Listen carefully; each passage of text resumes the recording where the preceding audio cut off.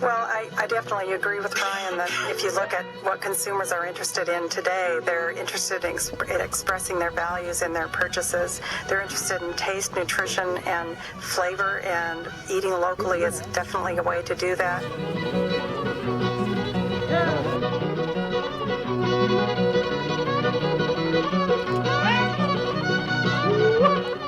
Again, these are all just really good examples of Americans becoming fed up with anonymous food, wanting to know where their food's coming from, who's growing it, what impact it's having on their landscape, and having some direct control over that.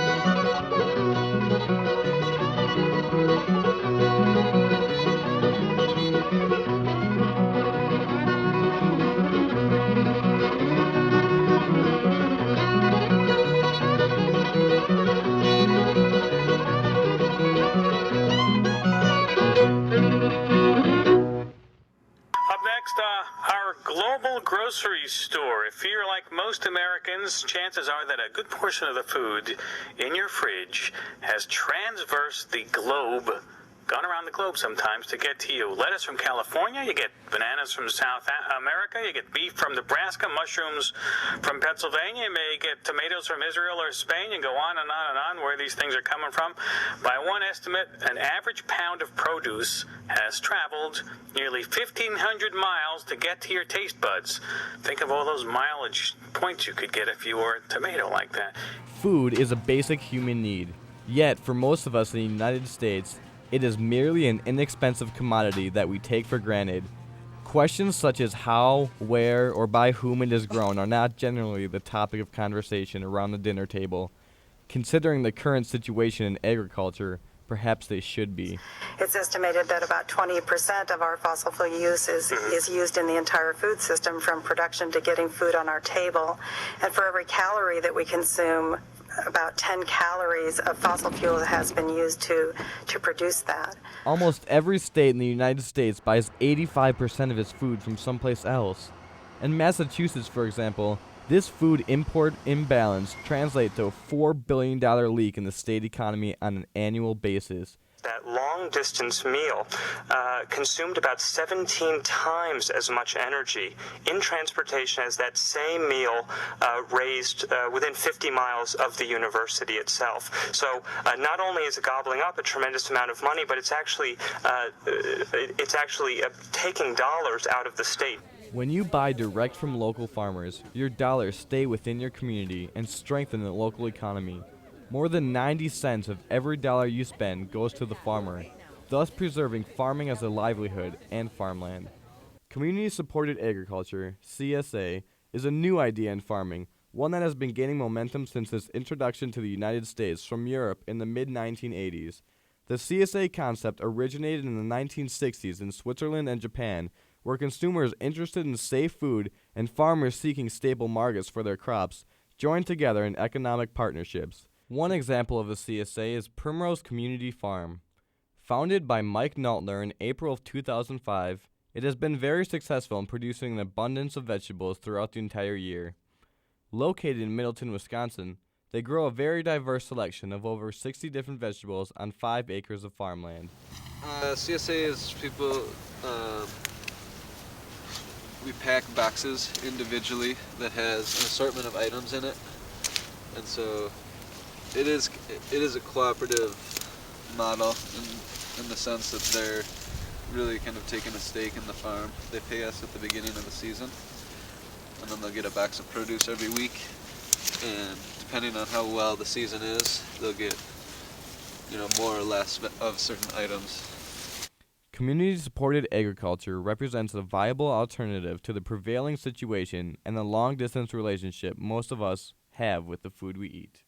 So I have a CSA with Mike Noltner, and it's great because, I worked on an organic farm for one summer, so it really gave me an appreciation for all the hard work that goes into growing vegetables.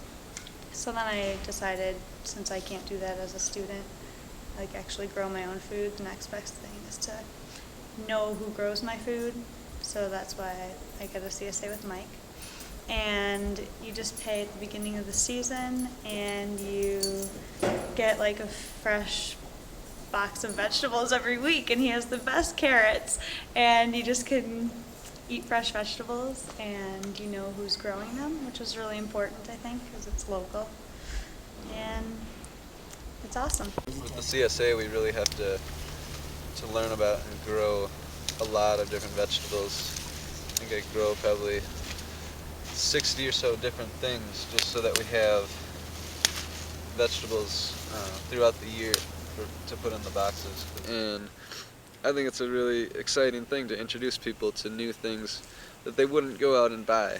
And they may find out that they don't like it, but they also may find out that there's a lot of things out there they would have never had, and they have tried it now, and they realize they enjoy it. Yeah, you get like a newsletter with it, so you have recipes if you don't know. And actually, there's a really great organization who also puts out a cookbook that just lists vegetables and recipes you can use, and you can buy those cookbooks through Mike. So it really helps you learn how to cook, and you get all these new vegetables that you probably have never heard of before, so it gives you a lot of knowledge about it. And sometimes, it may be that's what people need in order to change their diets a little bit, is to get in a CSA, and then their boxes come in automatically, and so they learn to use them and realize that it actually is really enjoyable to eat a lot more vegetables than what they might not have otherwise done. Being a member may mean reorienting your household's food habits and routines. Shares you receive from a CSA arrangement are seasonal. Variety is limited to what's in season. Therefore, you'll need to learn to eat in season with new varieties of produce.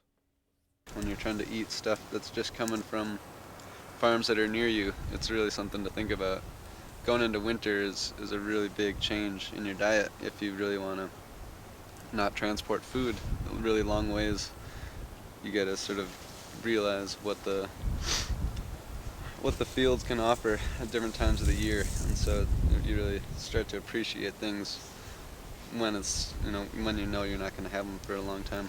And this will be some of the last broccoli that we have until probably next June. So this is kind of a special thing. In some cases, there is hands-on learning through working shares. Yeah, so the thing that I really like about a CSA is I'm a worker share. So that means instead of paying for my box of vegetables each week, I come out and work a half day, which is nice because I work in town right now. I'm a sustainability consultant, so I sit at a computer a lot. So it's really nice to get out and get my hands dirty and kind of reconnect with the land. Growing vegetables is a very labor-intensive operation. On large farms, many people that are actually out working in the fields are paid very little for their precious work that they do to feed our country. It is important to realize who is doing the hard work in the fields and to know that they are compensated appropriately. One thing that concerns me when food's coming from far away is that there's a lot of people involved in the production that are just there, just in the labor, because they have no other choice, and that's the job that they can get based on their place in America or even in other countries, and that may not be what they want to be doing, and so that concerns me, is because sometimes in that kind of an economy of exporting and long-term transportation, there's a big opportunity for people to be exploited, and I think that's fairly well cut out in local agriculture. CSA has put the farmer's face on our food and increased understanding of how, where, and by whom our food is grown. I think what we're doing is I don't know, feels a lot different to me because we're actually connecting with the people that are eating the food, whereas that corn that's over there could be shipped anywhere from Japan to Argentina, or who knows where it's going to go, and who knows when the person that eats it, they don't know that they're even eating corn because it's usually in a processed product or it was fed to cattle or something like that, whereas food that's out here is eaten, and I know exactly the people that eat it. I talk to them and they come and get their produce, and sort of there's a connection between where it's coming from they can come out here and visit and see that this is, the field that their dinner came out of, and that it was harvested that week. This is harvested today. It's going in the boxes in about 2 hours, and some people will have it for dinner tonight. So it feels good to me. It's like I feel like I'm really accomplishing something that people benefit from every day.